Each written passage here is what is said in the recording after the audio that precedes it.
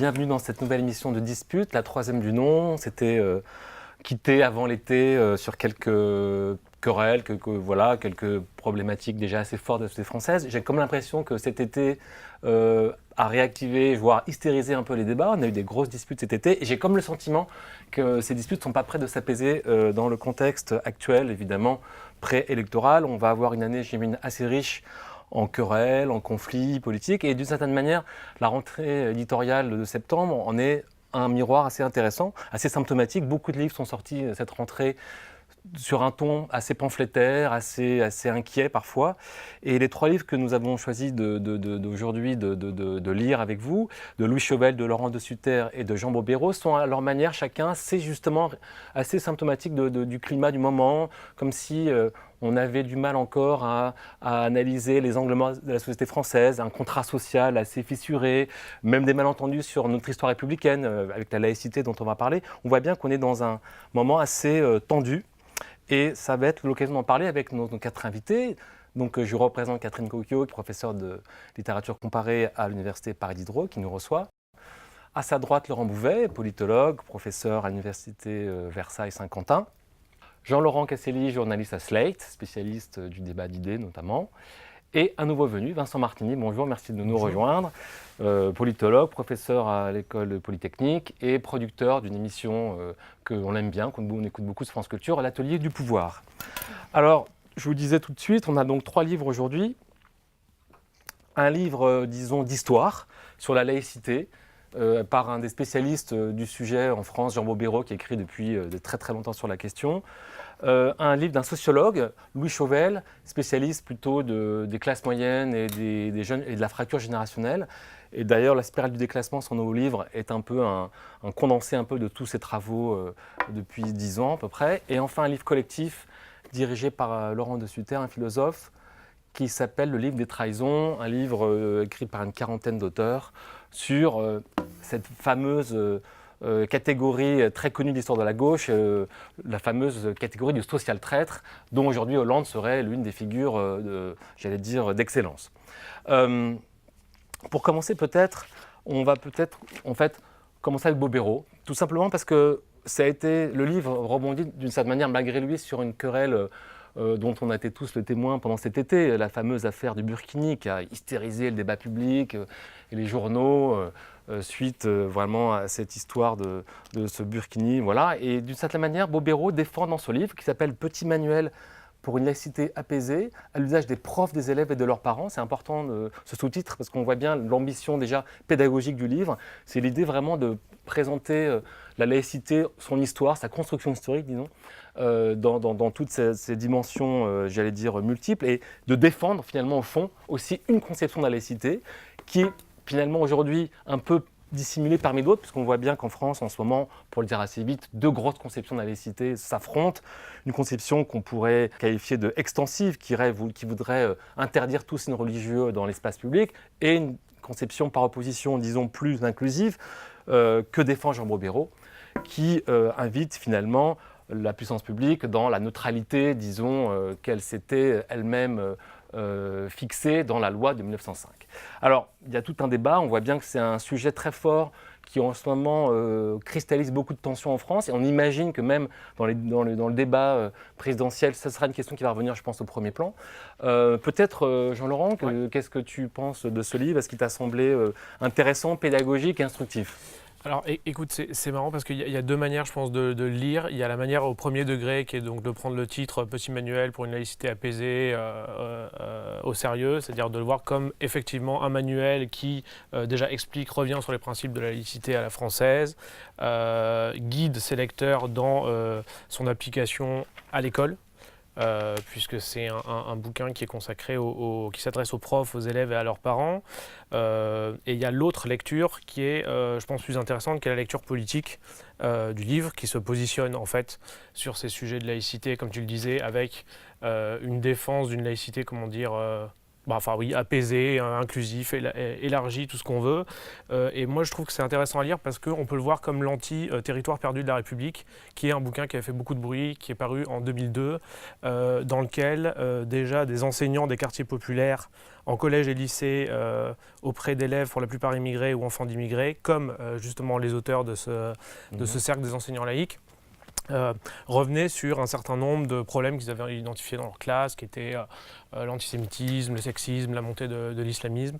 À l'occasion de la sortie du bouquin, il y a eu un débat assez dur sur ces sujets-là. Les auteurs ont accusé les médias en gros de faire un blackout parce que le sujet était trop gênant, etc. Donc c'est intéressant de voir comment dans ce bouquin, ils prennent le contre-pied radical à la fois du constat qui est fait, leur constat étant il n'y a pas de problème, si je résume, il n'y a aucun problème avec la laïcité à l'école.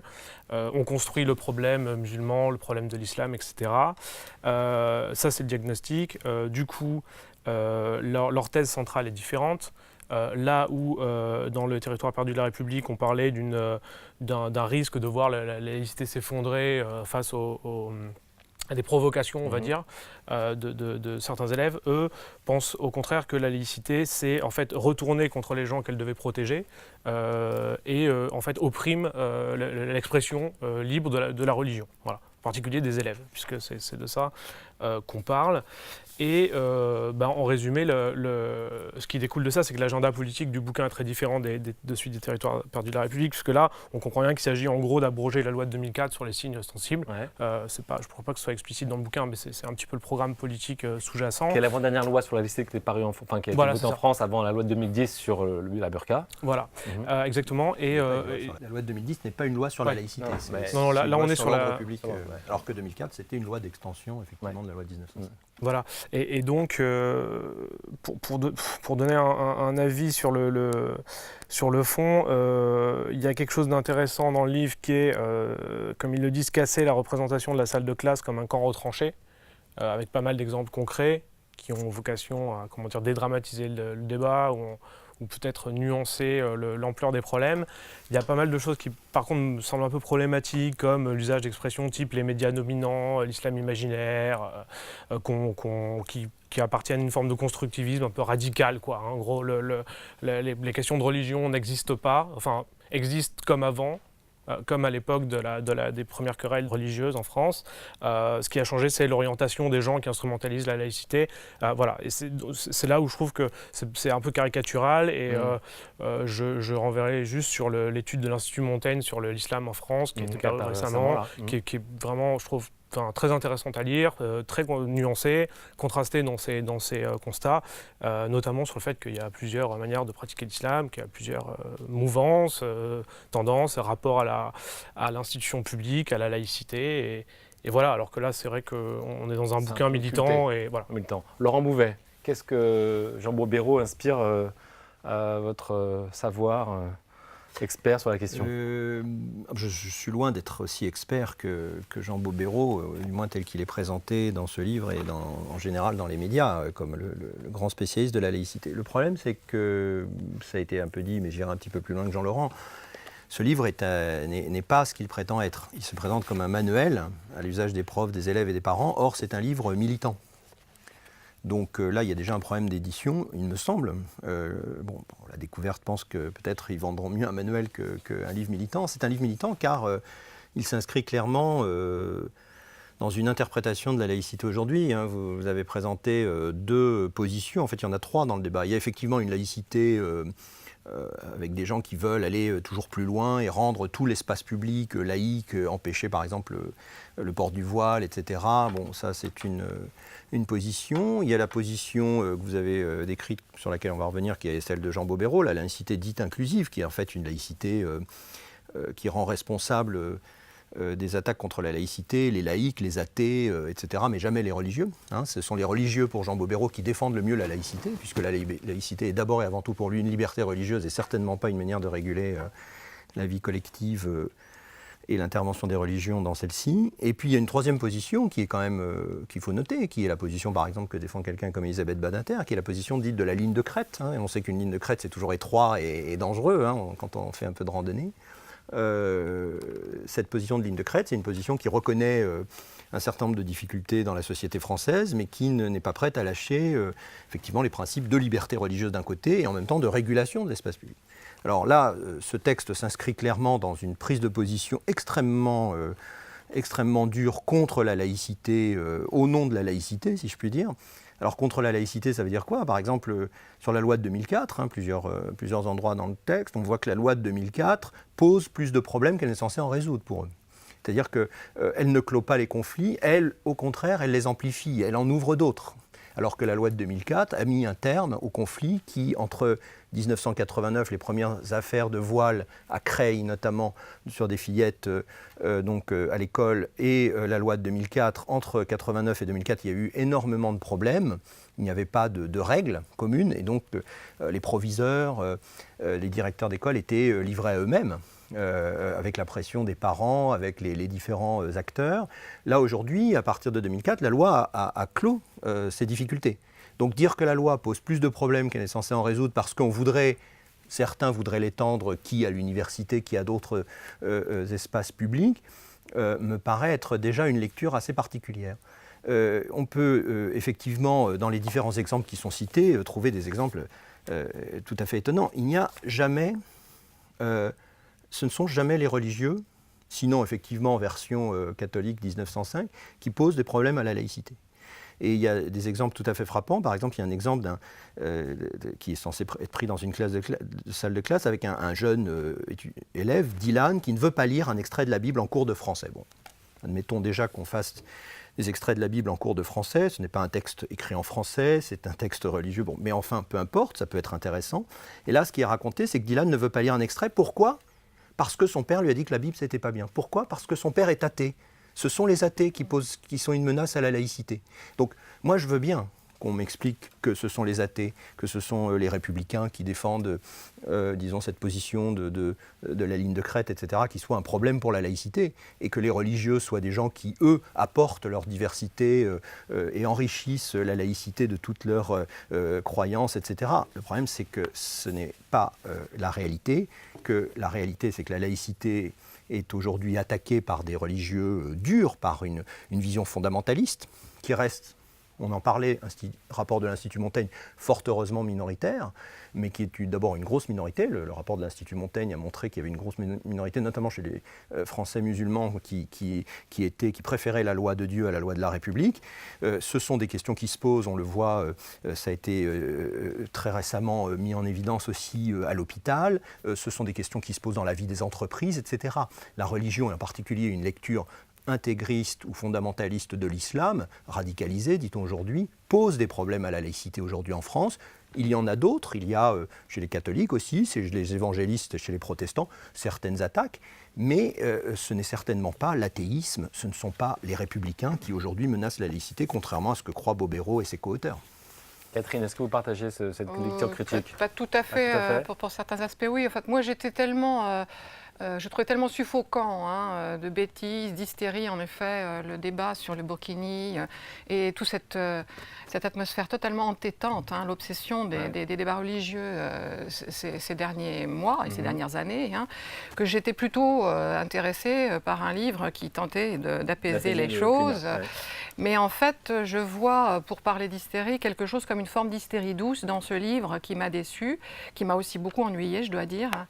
Je trouve que c'est un peu, c'est la laïcité apaisée, mais manuel soporifique aussi, quoi, et qui donne une impression de désuétude très étrange, quoi. On a l'impression, alors qu'il parle du contemporain, de se trouver devant un livre didactique de la fin du 19e siècle, enfin, ou du début du 20e, c'est très curieux.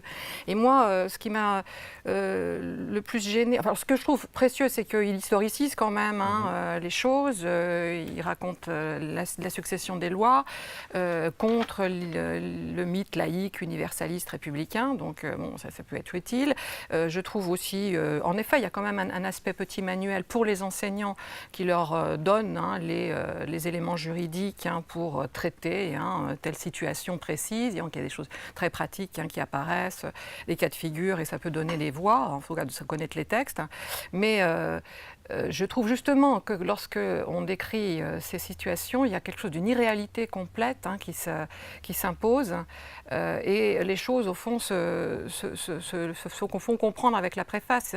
Il n'a jamais enseigné dans le secondaire. C'est hallucinant ce qu'il raconte de déphasage. Enfin, quand on a discuté quand même avec des enseignants du secondaire, ça fait quand même longtemps qu'ils se débattent dans des problèmes extrêmement compliqués, violents, et je pense que la langue de bois sur ce sujet, ça suffit. Enfin, je crois que pour aborder les vrais problèmes, il faut quand même commencer par prendre acte de ce qui se passe en effet de très violent pour les enseignants. Moi, j'ai organisé en janvier dernier une journée qui s'appelait « Après les attentats, quelle autorité, quels enseignements, quelle transmission ?» ici même à Paris 7, et plusieurs enseignants de toute discipline du secondaire ont parlé avec des universitaires et ont témoigné de choses que les universitaires d'ailleurs trouvaient hallucinantes, parce qu'on est tellement protégé à l'université qu'on ne se rend pas compte des choses.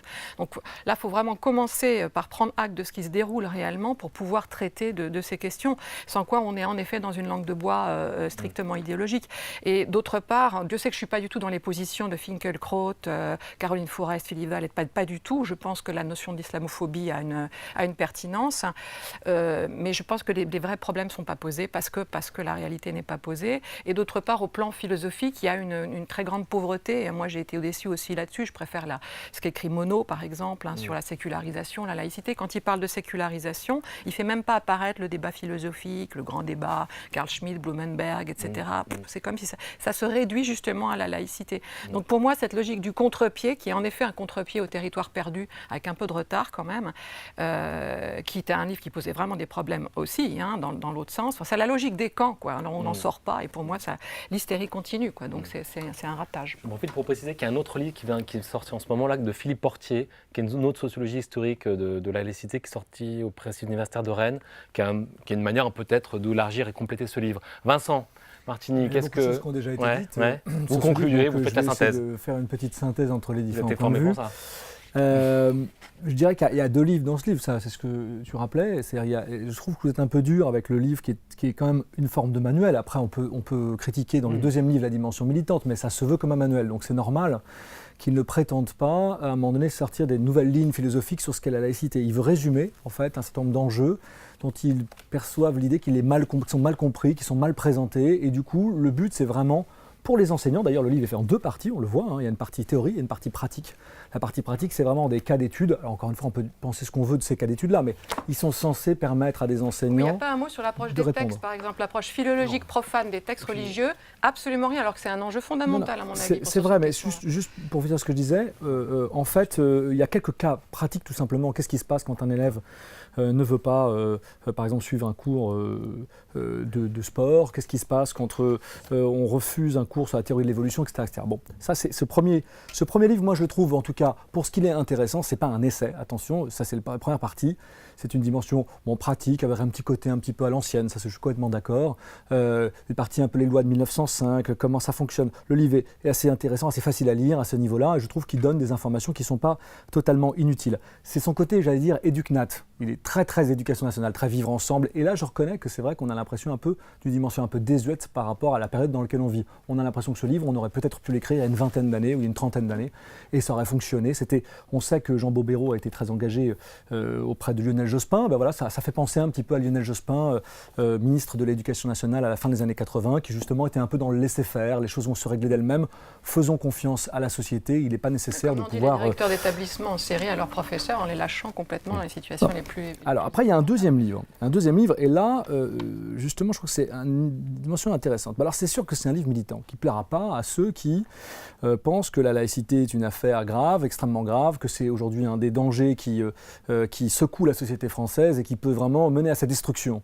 Je ne sais pas si Elisabeth Badinter, pour reprendre ce que tu disais Laurent, est vraiment sur cette ligne de crête. Moi je la mets plutôt dans le premier camp par rapport à ce que tu disais. C'est vrai qu'eux, clairement, sont dans l'autre. Ils sont dans une... Il faut écouter ce qu'elle dit. Ils sont dans une laïcité qui est une laïcité inclusive, avec les dimensions, je pense, problématiques que ça pose, et je crois que vous l'avez très bien souligné, c'est-à-dire qu'on a un peu l'impression que les banlieues et les problèmes de laïcité auxquels sont confrontés les enseignants, c'est vraiment peanuts, quoi, qu'il ne se passe absolument rien, que tout va bien. Donc ça, voilà, je trouve que là-dessus, il faut faire un peu attention parce que je dirais que le rappel de la respect de la liberté de conscience ne fait pas tout. Très bien. Un dernier petit mot. Non, mais simplement, parce que j'ai oublié de le dire, les références, à la fin de chaque chapitre, il y a des références pour renvoyer les profs à des références. Qui sont les auteurs cités? Pierre Thévagnan, Nicolas Deltombe, l'islam imaginaire, Isman Chouder et Malika Latrèche. Isman Chouder est la fondatrice des Mères pour tous contre la manif pour tous sur l'homosexualité. Adjad et Marwan Mohamed qui ont signé un livre sur l'islamophobie. Nicolas Cadenne qui est rapporteur de l'Observatoire de la laïcité qui travaille et signe des tribunes avec des associations qui promeuvent ce qu'on appelle la coexistence religieuse avec des religieux, etc. Rokhaya Diallo, entrepreneuse identitaire bien connue. Ce n'est que ça. Okay. C'est pas Philippe Portier, ce ne sont pas des références En tout cas, on devine bien à vous écouter que même le sujet n'a pas fini de créer du débat et de la dispute, et je pense qu'on aura l'occasion d'y revenir. On va passer tout de suite au deuxième livre de ce programme, le livre L'Océan de Louis Chauvel, La spirale du déclassement. Essai sur la société des illusions paru au Seuil. Le sous-titre est important parce que la société des illusions montre bien que Louis Chauvel s'attache à un déni, ce qu'il lui estime être un déni de la société française, des élites, sur un phénomène politique fondamental, à savoir la question des inégalités qui se creusent, la question des classes moyennes qui se paupérisent, la question de la fracture générationnelle qui ne cesse de s'accentuer et globalement du déclassement qui, selon lui, deviendrait systémique. On voit bien qu'ici, on est dans un problème politique qui, d'ailleurs, interpelle François Hollande directement, on pourra en revenir tout à l'heure, mais on voit bien que quand même ces indices-là sont quand même l'un des symptômes les plus éclairants d'une certaine manière de la déception que François Hollande aurait pu susciter auprès de son électorat, parce qu'on est vraiment dans un sujet lourd pour la gauche. La spirale du déclassement, Laurent, peut-être, Louis Chauvel, qui travaille depuis, je le disais, depuis longtemps sur cette question, depuis 1998. C'est un livre, c'est vraiment, comme à chaque fois avec Louis Chauvel, un livre à la fois intéressant parce qu'il il a une manière de mettre en scène des enjeux très importants, structurels de la société. Et dans ce livre, il fait un peu, c'est un peu ce qu'on pourrait appeler, il ne m'en voudra pas, j'espère, s'il nous entend, mais c'est plutôt un compliment, un livre de maturité. Parce qu'en fait, il reprend et il articule pour la première fois ces 4 grands sujets qu'il traite depuis maintenant pratiquement une vingtaine d'années. La situation dégradée de la classe moyenne, c'est quelqu'un qui s'est pas intéressé aux classes populaires, qui sont traitées par ailleurs par beaucoup de travaux. Lui, il le fait volontiers. Il dit, c'est pas parce que c'est pas intéressant et important, les classes populaires, c'est que quand la classe moyenne est touchée, là, il y a quelque chose qui se passe, parce qu'on est au centre de la société. Donc les classes, la situation dégradée donc des classes moyennes, les écarts de destinée de génération. Le destin des générations était son premier grand livre, qui avait fait beaucoup de bruit à l'époque, et notamment cette opposition entre les baby-boomers qui ont eu le cycle de vie idéal, c'est-à-dire nés après la guerre, qui ont vécu la période de croissance, et puis qui n'ont pas connu le chômage de masse, etc., qui ont une retraite heureuse parce qu'ils ont pu acquérir, c'est un rôle important évidemment, leur patrimoine, notamment leur habitation principale à des conditions de crédit très intéressantes. L'école, qui pour lui était évidemment un lieu dans lequel se voit, s'observe. C'est un observateur très, très attentif des questions évidemment d'inégalité, de mobilité sociale, etc. Et puis la clé patrimoniale, c'est-à-dire plutôt que les revenus, évidemment l'évolution du patrimoine qui est un élément qui joue un rôle de démultiplicateur dans le déclassement, dans les inégalités. Un peu la Piketty. Évidemment, alors voilà, on peut rattacher ça à des travaux aujourd'hui, à des discussions. On avait, lors d'une émission précédente, on avait parlé du livre... comment s'appelle-t-il, de Philippe Ashkenazi, sur l'idéologie patrimonialiste. Donc là, on est avec Piketty, Chauvel, avec des économistes, des sociologues, Ashkenazi, etc., dans une réflexion vraiment très intéressante aujourd'hui dans les sciences sociales françaises sur ces questions. On met à jour des éléments fondamentaux. Et puis, il y a un autre intérêt quand même du travail de Louis Chauvel, c'est que c'est quelqu'un qui réfléchit aussi un peu qui fait de l'épistémologie sans le dire, c'est-à-dire qui réfléchit à sa discipline, la sociologie, à la frontière de l'économie, et qui, même s'il reste dans une démarche qu'on pourrait dire très économiciste, c'est peut-être là la critique qu'on pourrait lui faire. Il n'est pas du tout dans le symbolique. Alors il travaille sur les représentations, mais justement il est dans une manière où il essaye de décrire la réalité. Il dit qu'il y a une réalité en tant que telle. Et en cela, il s'oppose à une certaine sociologie. On peut parler notamment des héritiers lointains de Pierre Bourdieu, pour lesquels la réalité n'existe pas, n'est jamais qu'un construit, et on doit toujours dépasser ça en essayant d'en parler comme quelque chose de manipulé, etc. Là, il y a une véritable sociologie de la réalité, de ce qui existe en tant que tel, à partir de quoi il faut partir. Donc c'est aussi pour ça que c'est quelqu'un qui, au-delà de son caractère extrêmement sérieux scientifiquement, d'observateur, etc., apporte aussi quelque chose à la réflexion commune des sciences sociales. Donc c'est un très très bon livre que je recommande vivement. Vincent, vous recommandez aussi? Oui, je recommande totalement. Je trouve que c'est un livre qui d'abord creuse un sillon, qui est le sillon de Louis Chauvel depuis maintenant une vingtaine d'années, sur le déclassement, le retour des classes sociales, les réflexions sur les classes moyennes et surtout, ce que tu disais Laurent, le clivage générationnel. J'ajoute que c'est un livre qui mélange une rigueur scientifique avec des traits qu'on ne trouve pas très souvent dans des livres de sciences sociales, de l'humour, des références issues en dehors des classes sociales, littéraires. Je cite dans Le désordre Philippe K. Dick, Spinoza, Baudelaire, Freud. Il mêle analyse sociologique et analyse, des fois aussi, quantitative économiciste, en effet, hard, d'une certaine manière. Et donc, pédagogique. Il arrive aussi, à tenir les deux côtés, quelque chose de très pédagogique. Et ça, je trouve ça absolument passionnant. Moi, il y a le point que je trouve le plus convaincant dans son analyse, non pas que je ne sois pas convaincu par les autres, mais celui-là m'a paru particulièrement saillant, c'est vraiment la question du clivage générationnel, qui vraiment est une dimension intéressante, que je crois que Chauvel pourrait résumer en disant « Aujourd'hui, à moins d'en hériter, on ne peut pas acheter la maison de ses parents. » Et quand on sait ça, on a compris une des clés de fonctionnement social, et je trouve qu'à ce titre-là, là, il nous apporte une dimension tout à fait intéressante de ce que peut être la société contemporaine, surtout quand il dit, par exemple, entre le cadre supérieur et l'ouvrier, dans les années 50, il y avait 30 années de rattrapage, il fallait 30 années pour arriver d'un statut à un autre, aujourd'hui c'est plus de 100 ans.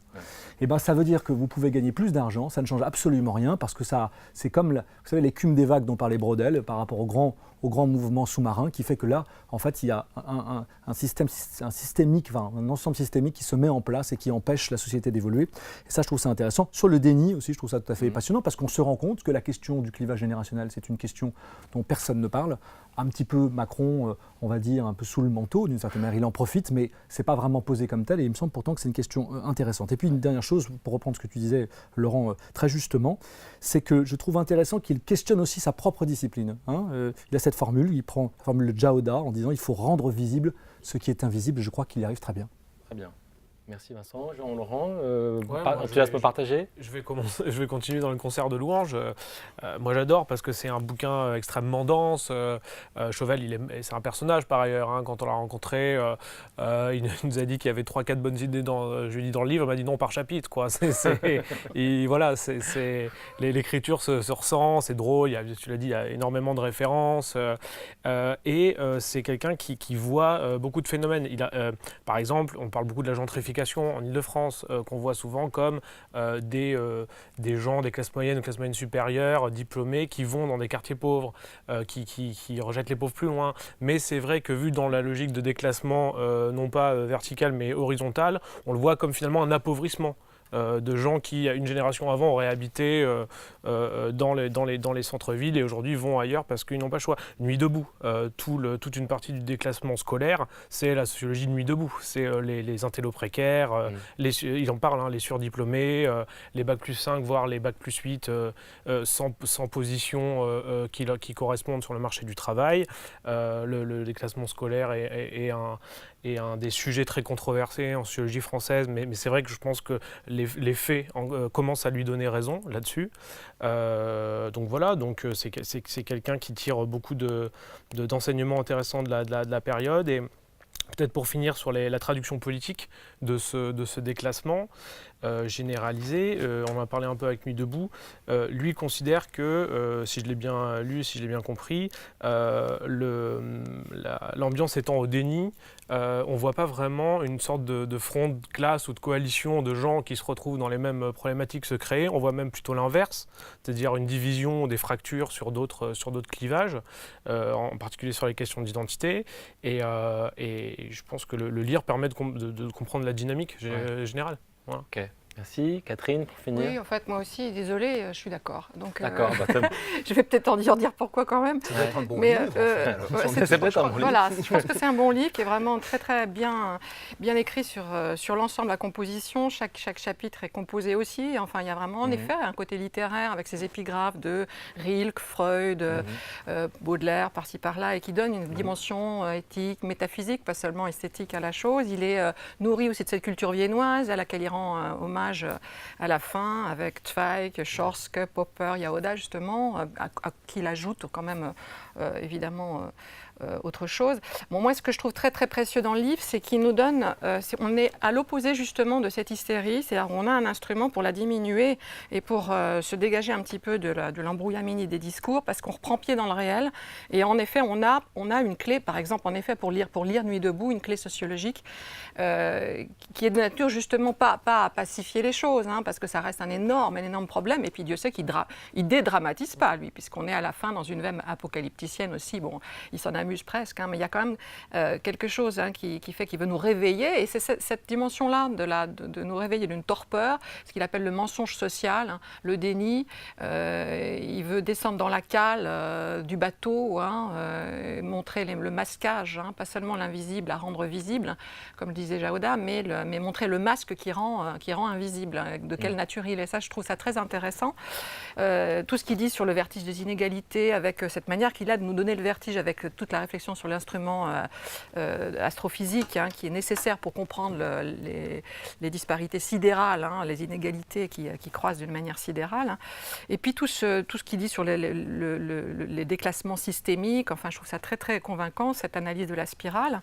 Et puis j'aime bien en effet ce plaidoyer au fond surprenant mais très très salutaire, je trouve, bienvenu, ce plaidoyer anti-déconstructionniste en sociologie. C'est-à-dire qu'il montre bien là que se poser la question de la réalité, du caractère construit, hein, socialement des réalités, c'est devenu un geste profondément conservateur, et qu'il s'agit plutôt aujourd'hui d'interroger la réalité des constructions sociales et leur caractère politique. Ça, je trouve ça...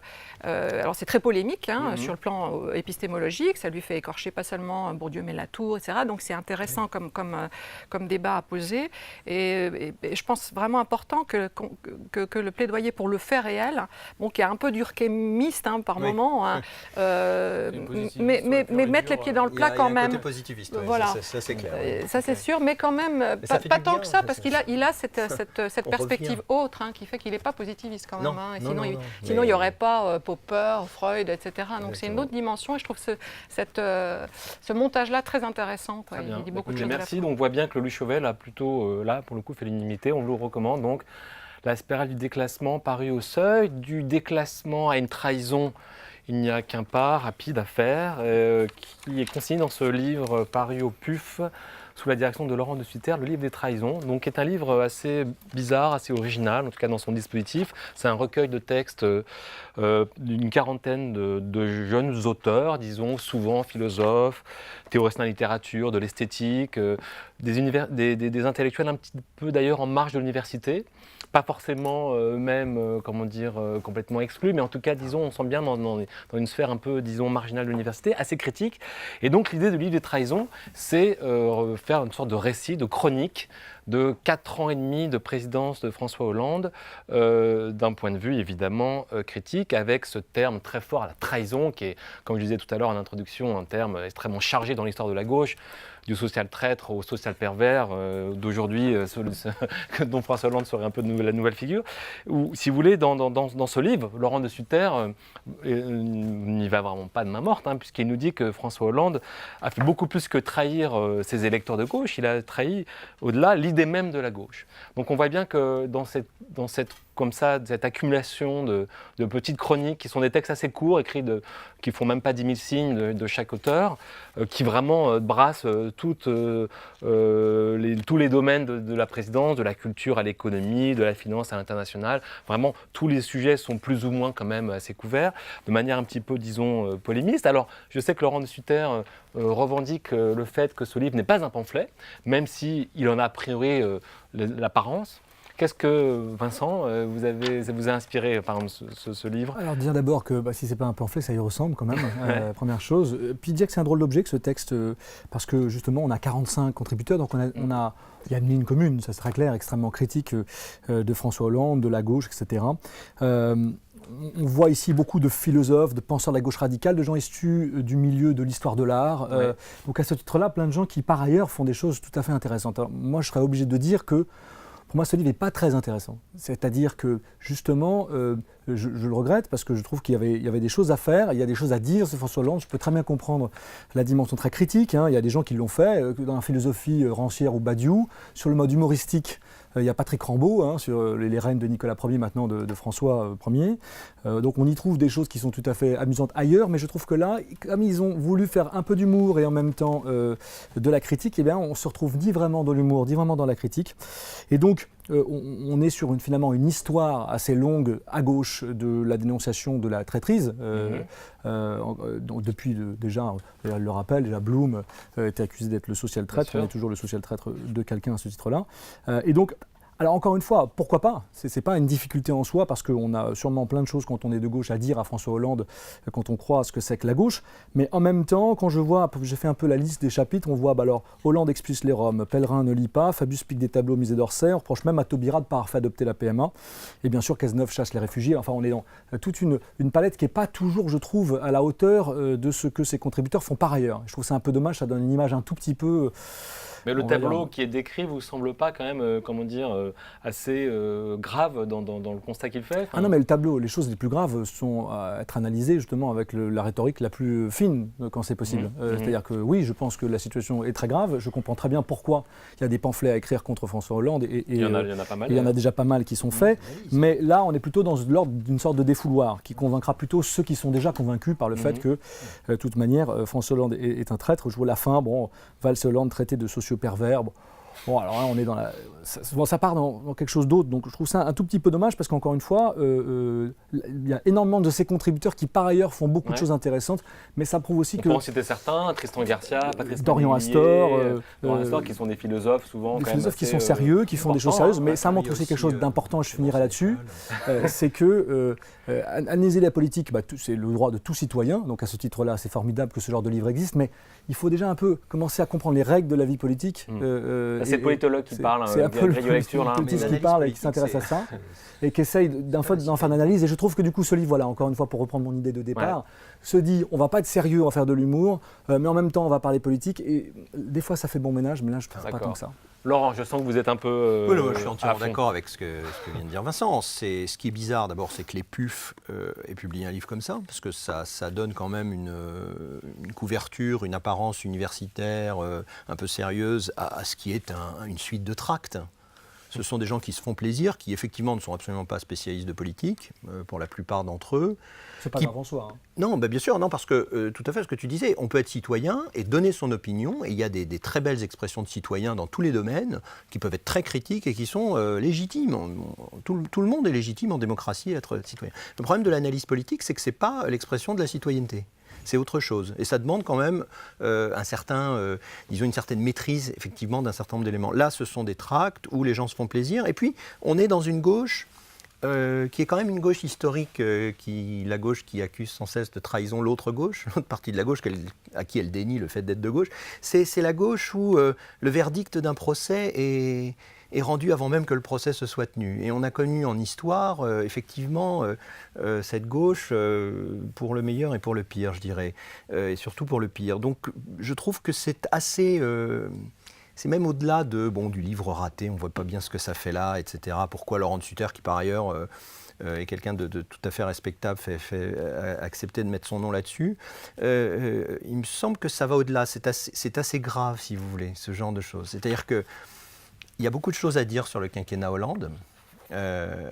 Pour un certain nombre d'entre nous, on les a dites bien avant tous ces gens, dès le début, sans attendre et en étant malheureusement un peu dans une prospective triste. Mais là, franchement, moi, je comprends pas pourquoi les pufs se commettent dans ce genre de choses. Catherine, vous êtes un peu énervée par le livre aussi? Non, moi, énervée, non. Je ne suis pas d'accord avec ce qui vient d'être dit. Je pense que il faut lire simplement ce que De Sutter écrit en préface et ce qu'il a voulu faire, qui est limité en fait, qui est relativement modeste. C'est vrai qu'il y a un côté, on se fait plaisir en commun. C'est une création de Facebook, c'est un phénomène éditorial qui est assez sui generis. Le projet est né comme ça. Vraiment, c'est un produit et c'est assumé comme tel. Ça se présente aussi comme une forme qui justement ne relève pas de l'analyse politique, mais de la narration, du mémorandum, de la chronique. Là aussi, il s'amuse avec les filiations. Bon, il faut chroniquer le moment Hollande, qui est le moment où on a oublié, peut-être comme jamais on l'a fait, l'idée du socialisme. Voilà, ça fait partie des intentions. Alors, pourquoi? Pour critiquer donc les errements du socialisme au pouvoir, pas seulement en France, mais aussi en Europe. Alors, moi, j'ai d'autres objections, en fait. Alors, Laurent de Sutter, c'est celui qui a fait venir en France le débat, le manifeste accélérationniste, qui est né en Angleterre. Et ce qui m'a frappé, c'est qu'il y a beaucoup d'éléments dans sa préface et dans certains textes qui vont un peu dans le sens inverse, au fond, puisqu'il y a une critique de l'accélération, de plusieurs formes d'accélération, ce qu'il appelle l'accélération de la reculade, justement socialiste, qui nous fait régresser vers 1840, et accélération, comme il dit, de notre amnésie. Et ce qu'il a moi, me convainc assez. C'est-à-dire qu'il y a eu tellement de mauvaises nouvelles, comme il dit, politiques venant de ce gouvernement, qu'il y a quelque chose qui s'ajoute et qui finit par s'annuler. Donc je pense que c'est aussi ça, ce désir d'écrire une chronique qui ne soit pas une analyse, mais un mémorandum. Maintenant, moi, la question, c'est la question de la trahison. C'est-à-dire qu'une trahison, ça suppose une croyance initiale en des promesses. Et moi, je n'ai absolument jamais cru aux promesses de Hollande. Et encore moins, bien sûr, dans le discours du Bourget. Et c'est pour ça que je trouve le premier texte, celui de Frédéric Nérat, parce qu'il présente l'élection comme la scène primitive de la trahison. C'est un texte très ironique, mais du coup, il va du côté d'une extrême gauche qui n'est pas socialiste. Donc il y a un malentendu en fait dans le volume qui ratisse large politiquement et il veut le faire à un dessein. Alors que voilà, je pense qu'il faut aussi choisir dans quelle gauche on se trouve, ce qu'on veut exactement. Et les références à Badiou de Laurent de Sutter en préface, moi, me conviennent pas du tout. Et puis quand il dit qu'il se réfère à Deleuze, parce que je pense que la fidélité à la Badiou, bon, on sait ce que ça a donné, enfin ce que ça donne. Et quand il se réfère à Deleuze sur la gauche, qu'est-ce que c'est que la gauche, c'est le devenir minoritaire. Là, par contre, je suis tout à fait en phase avec ce discours. Sauf que quand il dit que Deleuze n'a pas voulu dire par là que les sociétés, que les révolutions se cassaient toujours la figure. Si, il le dit explicitement dans cet abécédaire sur la gauche, à Claire Parnet. Ouais. Donc là aussi, il faut aller jusqu'au bout de la démarche, je pense, et aller être deleuzien. Jean-Laurent, vous êtes deleuzien, mélancolique, comme les auteurs Écoute, alors, j'ai noté effectivement la phrase de Deleuze qui est citée dans l'introduction. Ouais. Être de gauche, c'est ne pas cesser de devenir minoritaire. Ouais. C'est un peu le programme du bouquin, c'est-à-dire que c'est... la gauche maximaliste, donc tout est à droite d'elle, quoi. C'est un jeu de position. Alors rien ne sera, je pense, jamais à gauche pour elle ou pour eux. Tu parlais, Vincent, d'humour. Moi, j'ai trouvé que c'était au contraire extrêmement sérieux. Esprit de sérieux. Esprit de sérieux assez marqué. Laurent de Sutter disait qu'il voulait le faire avec humour. Justement, puisque c'est très grave, rions-en. On peut rire de tout, mais pas avec tout le monde. C'est l'ironie plutôt que de l'humour. J'ai peut-être pas été sensible à cette forme d'humour. J'ai appris à conjuguer les verbes épiphaniser et ontologiser. D'accord. Mais ça, mis à part, j'ai pas vraiment trouvé mon compte. On arrive à la fin de l'émission. On a un rituel ici, c'est qu'on chacun a le droit de livrer un coup de cœur dans les livres récents. Alors, je rebondis, je vais donner le mien tout de suite. Je vous conseille un livre qui s'appelle Rire d'Yves Cusset, qui est un philosophe et en même temps aussi lui-même, d'ailleurs, comique, parce qu'il fait des spectacles de comique, et il s'intéresse à cet angle mort bizarre de la tradition philosophique, toujours un peu étrangère à l'idée du rire, comme si les philosophes n'étaient pas capables de rire, ou de le comprendre en tout cas, dans leur quête de vérité, et il essaye de comprendre ce point aveugle. Et c'est une lecture passionnante, vraiment, de la philosophie et du rire en même temps entremêlés, comme s'il pouvait essayer de réconcilier l'un et l'autre. Je vous le conseille, Rire, ça paraît chez Flammarion. Catherine, vous avez comme coup de cœur un très bon livre aussi. Mon coup de cœur, c'est Les potentiels du temps, art et politique, de Camille de Toledo, Alyosha Imhoff et Cantuta Kleros. qui ont fait un livre très original, je trouve, qui traverse à la fois l'esthétique, la critique d'art, le propos sur la littérature et la philosophie, qui est politique de fond en comble, au fond, hein, mais sur un mode, je dirais utopiste, mais une utopie concrète, hein, qui veut se prendre à la lettre, et qui nous propose donc de sortir du régime d'historicité présentiste, en gros, hein, ou apocalyptique, qui est coincé entre la hantise mémorielle d'un côté et puis l'apocalyptisme ou le post-apocalyptisme de l'autre, et qui essaye de mettre de reprendre le propos de Bartleby, I prefer not to, en je pourrais plutôt. Voilà. Donc décliner tout sous cette forme-là c'est un beau programme de la politique, potentialité. pour le coup. C'est un très beau livre, à la frontière de la esthétique et de la politique. Il y a des analyses très, très stimulantes. Ouais. Potentiel du temps. Les potentiels du temps. Voilà. Laurent ? Alors moi, mon coup de cœur, je ne l'ai pas là malheureusement, c'est le livre de Robert Redeker qui s'appelle L'école fantôme, publié chez Desclés de Brouwer, qui est un essai sur l'école de la République et l'échec de l'école de la République aujourd'hui, après 30 ans de manipulation dans tous les sens, par tous les gouvernements, droite et gauche confondus, sans aucune considération ni pour la réalité de la connaissance. Et justement, on parlait des générations tout à l'heure avec Louis Chauvel, du fait qu'un pays, ce sont ses enfants, et un pays dans 30 ans, c'est ce qu'en feront les enfants auxquels on enseigne aujourd'hui, qui est par un auteur, Robert Redeker, qui a été très contesté, très débattu à un moment donné, parce qu'il avait eu des propos, notamment sur l'islam, qui aujourd'hui passeraient pour assez anodins, alors qu'à l'époque, ça avait fait un scandale. Il avait dû se cacher, d'ailleurs, il avait des attaques, des menaces contre lui assez fortes. C'est un livre qui est un beau livre, bien écrit, comme souvent avec Robert Redeker, et qui nous dit beaucoup à nous tous qui sommes enseignants, parents, simplement citoyens. On disait tout à l'heure, assez désespérés par une école publique qui ne joue plus son rôle, ni pour l'égalité, ni pour la formation réelle des enfants, etc., qui aujourd'hui est vraiment dans une crise, est rentré dans une crise très très profonde, très très dure, dont on commence à sentir les effets dans la société. Parfait, merci. Vincent, un livre vraiment 2 mots, parce que étant nouveau sur l'émission, je n'avais pas prévu un très grand mais genre 2 mots, c'est juste donner envie. Non, mais justement, pour faire écho au livre des trahisons, le livre d'Enzo Traverso, dont on parlait tout à l'heure, La mélancolie de gauche, c'est-à-dire pourquoi est-ce qu'à gauche, il y a une forme de mélancolie au pouvoir, cette idée que finalement la gauche est peut-être condamnée à être minoritaire. Je trouve que c'est une belle réflexion. Enzo Traverso a signé un très grand nombre de livres qui sont à la fois des belles recherches, mais justement qui sont, comme dans le livre de Chauvel que j'avais beaucoup aimé, cette capacité à sortir de la science sociale stricto sensu pour aller nous emmener dans une balade qui est, elle, mélancolique, mais qui est tout à fait passionnante. Mélancolie de gauche, c'est la découverte. Et Laurent, oui, alors rapidement, donc Desclés de Brouwer à nouveau, Intelligence du travail de Pierre-Yves Gomez, apparaît donc début octobre, un des meilleurs observateurs de mutation du monde du travail, de pourquoi c'est un sujet à la fois omniprésent dans nos vies et dont on ne parle jamais. Mais dont on parle beaucoup dans les sciences sociales quand même, parce que dont on reparle beaucoup. Vraiment le sujet du travail d'aujourd'hui est quand même foisonnant. Exactement, dont on reparle énormément. Et le premier numéro d'une revue qui s'appelle Le Comptoir, la revue du Comptoir, qui est, pour revenir dans la gauche, édité par L'Échappée. Voilà. D'accord. Maison plutôt anard, quoi. La revue du Comptoir, ok, je connais pas. Super.